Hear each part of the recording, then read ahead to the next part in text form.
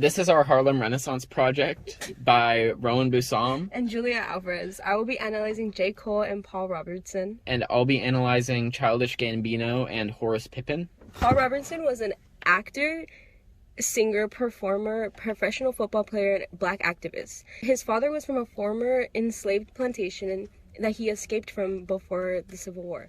His mother was from a well-known mixed-race family, and he was the youngest of 4 siblings. The American artist Horace Pippin was a self-taught artist and painted a variety of subjects, including landscapes, portraits, biblical scenes that were influenced by his experiences within World War I. Horace Pippin moved to New York when he was 2 years old, and when he was in the 8th grade in 1902, him and his family moved to New Jersey, and he eventually found a steady work as a hotel porter, storage company mover, and iron molder. When in 1917, Pippin enlisted in the 15th Regiment of New York National Guard.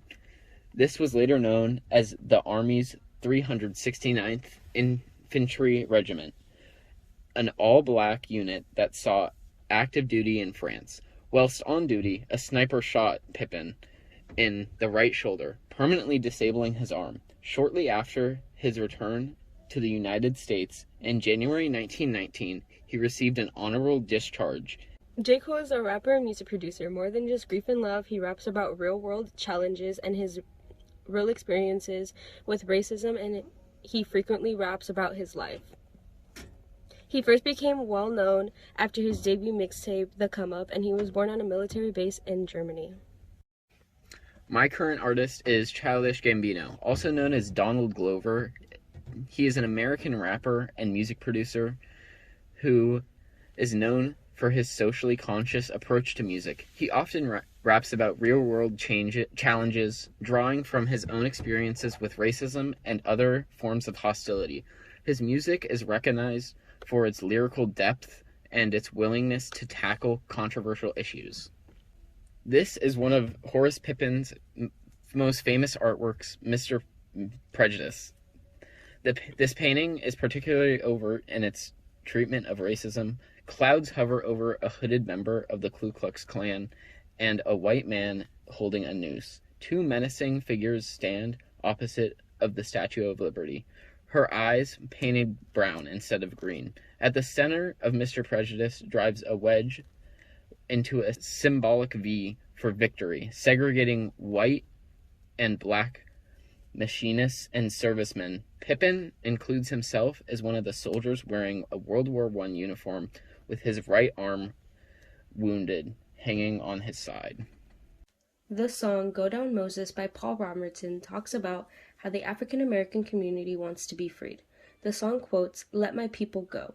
Way down to Egypt land, tell my old Pharaoh to let my people go." In this song, Egypt land relates to the freed states and how the African American community would like to go to the free states. And tell my old Pharaoh to let my people go indicates tell the president to let my people go. In comparison to Paul Robertson's song, J. Cole has a song called Snow on the Bluff. In one of the lines, it says, "There's a reason it took more than 200 years for our ancestors just to get freed." He's comparing this to how hard it was for his ancestors to get freed and the fight for liberation.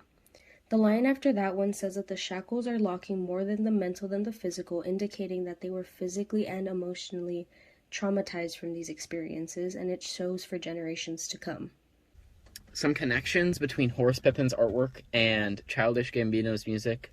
On the left side, you can see in the video's closing moments where Gambino can be seen sprinting away from a large crowd down a long, dark hallway, while young thugs sing, quote, "You just a black man in this world, you just a barcode A." Gambino's sprint is a part of a long history of black Americans fleeing for their lives.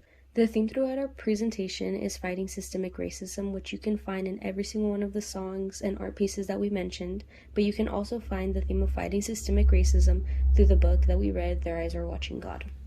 Comparing Their Eyes Were Watching God to the theme, Janie Crawford is a powerful black woman born and raised in a plantation with other children her age. However, the children were white.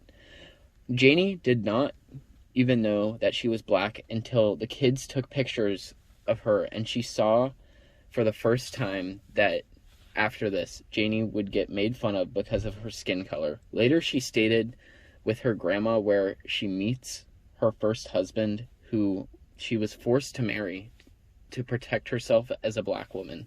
This concludes our presentation. We hope you enjoyed, and we hope that you learned something about maybe your favorite artists, some people from the Harlem Renaissance, or even the book Their Eyes Were Watching God.